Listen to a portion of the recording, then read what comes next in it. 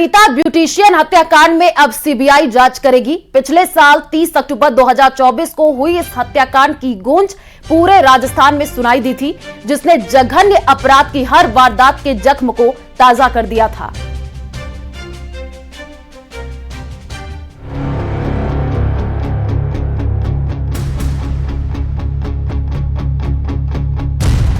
अनीता हत्याकांड में अब सीबीआई की एंट्री।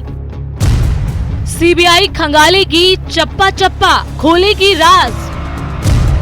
आरोपी उगलेंगे सच, बताएंगे हत्याकांड।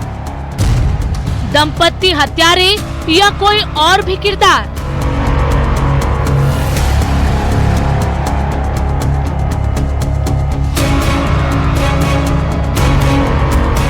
अनीता हत्याकांड में अब सीबीआई परत दर परत हर राज खोलेगी। सीबीआई ने केस दर्ज कर लिया है और अब आरोपियों से जघन्य हत्याकांड का सिलसिलेवार तरीके से पूरा कबूलनामा उगलवाएगी। पिछले साल 30 अक्टूबर 2024 को हुए इस हत्याकांड की गूंज पूरे राजस्थान को सुनाई दी। मामले में पुलिस ने कुछ दिन पहले ही 30 जनवरी को कोर्ट में चार्जशीट पेश की। इसमें सिर्फ गुलामुद्दीन और उसकी पत्नी आबिदा को ही आरोपी माना था।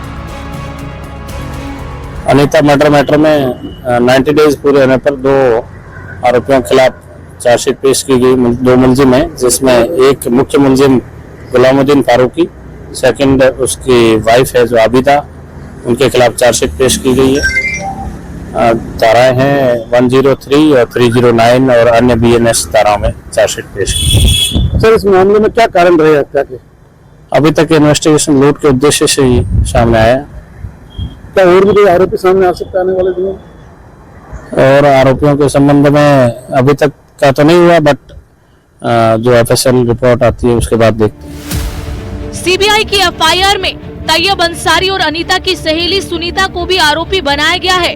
अंसारी प्रॉपर्टी डीलर है और परिवार का आरोप है कि उसके राजनीतिक रसूख के कारण कार्रवाई नहीं की जा रही। संभवतः 1-2 दिन में सीबीआई की टीम जांच के लिए जोधपुर पहुंच सकती है। अनीता मर्डर केस की जांच सीबीआई से कराने की मांग को लेकर परिजनों ने कई दिनों तक शव नहीं उठाया था। 21 दिन बाद जनप्रतिनिधियों की मौजूदगी में 19 नवंबर को सहमति बनी। इसमें सीबीआई जांच की अनुशंसा की शर्त को भी शामिल किया गया, जिसके बाद 28 नवंबर 2024 को सरकार ने सीबीआई से जांच कराने की अनुशंसा भेजी थी, लेकिन फिर कोर्ट ने राज्य सरकार को नोटिस जारी कर जवाब तलब किया था। दरअसल 27 अक्टूबर सरदारपुरा थाने में अनीता की गुमशुदगी की रिपोर्ट दर्ज हुई। 30 अक्टूबर अनीता का शव गड्ढे में 6 टुकड़ों में मिला। 31 अक्टूबर पीड़ित परिवार तेजा मंदिर पे धरने पर बैठा। 6 नवंबर सर्व समाज की बैठक में सीबीआई की मांग हुई। 7 नवंबर के आरोपी गुलामुद्दीन फारूकी मुंबई से गिरफ्तार किया गया।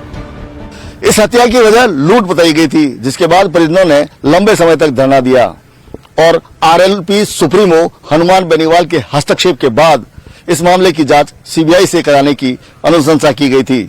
और सीबीआई ने गुलामुद्दीन, सुनीता और तैयब अंसारी के खिलाफ मुकदमा नामजद दर्ज किया है। जल्द इस मामले की जांच सीबीआई शुरू करने वाली है।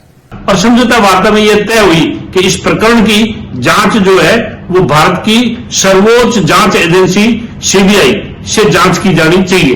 तो इस बात का मैं कमिटमेंट करके आया था और आज ऐसा सरकार ने अपना कमिटमेंट पूरा किया। इसके लिए आदरणीय भजनलाल जी यथेष्ट धन्यवाद के पात्र है। उन्होंने 36 कौम के सर्व समाज के सभी लोगों की भावनाओं का आदर किया और इस बात के लिए देश के गृह मंत्री आदरणीय अमित शाह जी का भी मैं बहुत बहुत यथेष्ट धन्यवाद देना चाहूंगा। शहर के बहुचर्चित हत्याकांड में पुलिस शुरुआत से ही गफलत में नजर आई। पुलिस पर मनमर्जी करने के भी आरोप लगे। जांच को लेकर बने दबाव के बाद पुलिस ने इस मामले में चार्जशीट पेश कर सिर्फ गुलामुद्दीन और उसकी पत्नी को ही आरोपी माना। इसके अलावा तैयब अंसारी को लेकर पुलिस की चुप्पी के चलते कई तरह के सवाल खड़े होते रहे, जो अब भी बने हुए हैं।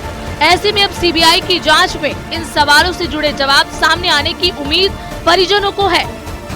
जोधपुर से चंद्रशेखर व्यास की रिपोर्ट।